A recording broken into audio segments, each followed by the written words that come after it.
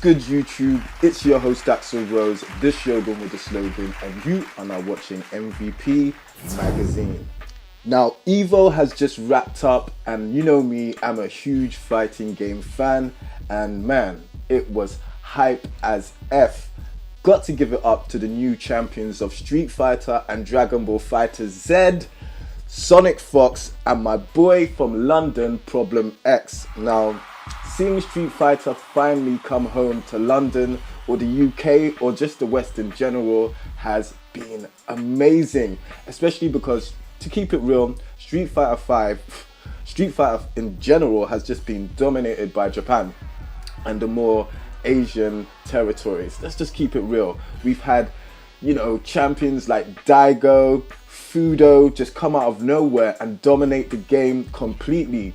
And even though Tokido has been a mainstay in, Street Fighter and EVO in general, he's never actually won a mainline Street Fighter title until last year. So even though Punk was the hope of the West, Tokido definitely deserved that W. But to see Street Fighter finally come home to the West, especially to the UK, and especially to have a black guy do it was definitely special for me. I was hyped, son. I was hyped. But anyway, not to take away anything from everybody who competed, because to tell the truth, the level of competition this year, especially for Street Fighter, was higher than it's just ever been. Like, we saw people like Fudo just come in with that new Armika tech. We had Cool Kid, who's really making a broken character like Abigail look viable, just come in and do some amazing things. And it's really good to see the FGC just really just becoming a more global affair, and starting to see things change a little bit. It's just great.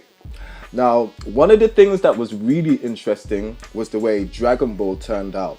Now, we did see SonicFox and Goichi go at it, as it was pretty much expected. They've been the gods of Dragon Ball since the game pretty much came out. It's been those two going back and forth, with SonicFox just kind of edging out Goichi in terms of wins. But to see how the finals went down, now for all the people who do not know, my boy SonicFox went 3-0 on Goichi in a tournament, and in a winner's bracket of the tournament, and Goichi came back from losers to beat him and reset the bracket, and it pretty much looked like he was gonna win the whole thing. But then there was a coin toss, and then pretty much got under Goichi's skin and cooled down his momentum, which allowed SonicFox to take the W. Now, you see a lot of people online getting salty and upset about the fact that SonicFox was able to reset the bracket or call a timeout and basically kill Goichi's momentum. But these rules are actually part of of tournament scene, and it's kind of cool to see that SonicFox has data and mix-ups that extend outside of the actual game you're playing. Yikes. But now, I know the weeaboos and hardcore Goichi fans are definitely upset about SonicFox taking the EVO Dragon Ball title in a kind of sneaky fashion. But what you gotta remember is that Goichi is still insane foe. He still has all his skills, all his knowledge, all his training, all his combat, all his combat data, and even though they switched sides and SonicFox essentially cooled down his momentum, you can't take away from the fact that SonicFox and Goichi, both of them played out of their mind, and at the end of the day, the better man won. So regardless of them switching sides, I do think that SonicFox was in the right to do so, and he definitely did deserve to win the EVO championship, because at the end of the day, hey, it's part of the rules, and they both still had to play an even match afterwards. And to tell the truth, after Goichi being destroyed in the winners match before, he shouldn't have even been sitting on player one side. SonicFox should have been sitting there like all day. And why was Goichi sitting in player one side after he lost? He's essentially the challenger. He should have been sitting on player two side. It's like, where did they do that at? But anyway, Now, to go into more on depth about the Problem X Max against Tokido, that was one of the super highlights. Now, Street Fighter V is a game which is awesome, but it hasn't always known to be hype unless certain characters are being picked. And to see Bison win a final against Akuma, that was crazy. That was nothing but pure skill. The shimmies to get around Bison's walk speed, the teleports to get around Bison's walk speed has just been... all of it was pure class. Problem X definitely demonstrated the level of skill which is available and out here in the UK, okay? Okay, you haters out there, all you Americans, hey, I know you guys have been going after Street Fighter for a while, but it wasn't until it came down to the UK till we got things done.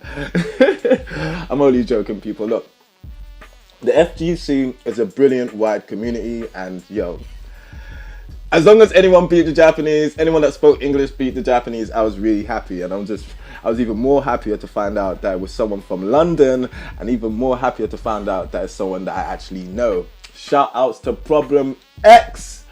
Now, one of the things that was also cool is seeing more people from the Dominican Republic come out. Now, we all know about Mena RD and his amazing performance last year at Capcom Cup.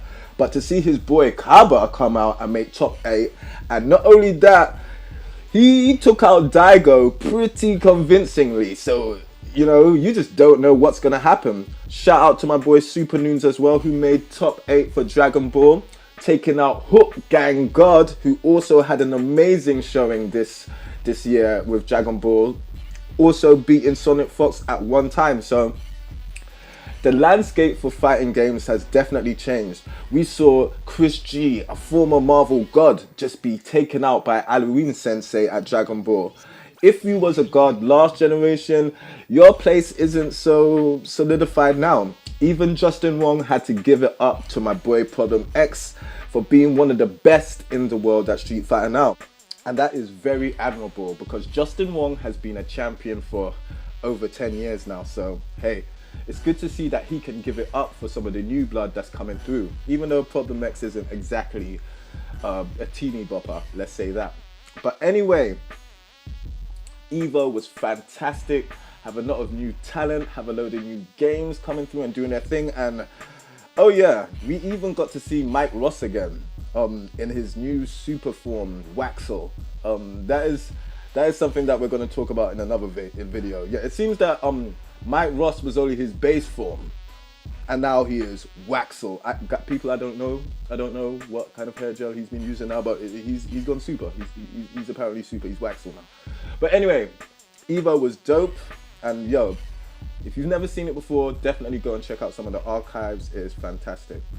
So I'd just like to give a shout out to everyone that's been holding the channel down.